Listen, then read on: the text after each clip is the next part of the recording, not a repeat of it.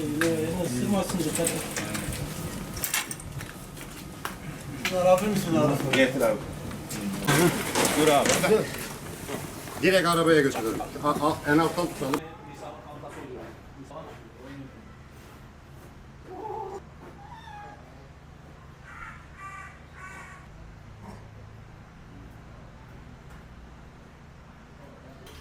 Aman dikkat aman. Bak o altta benim gibi yeri var. Nereye gidersen orada bir iş yok. İnternete bakır da gene sağlammış. Öyle bilemem.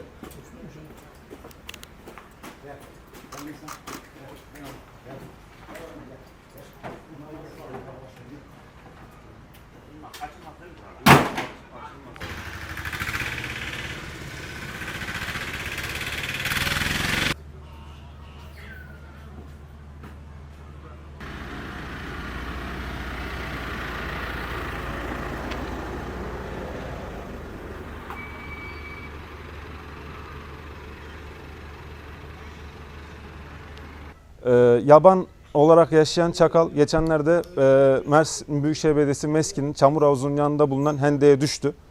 Tarsus Doğa Parkı personeli olarak gidip kurtardık. Tedavisini gerçekleştirdik, iyileşti. Şimdi tekrar doğaya salınmak üzere hazır halde bulunmakta.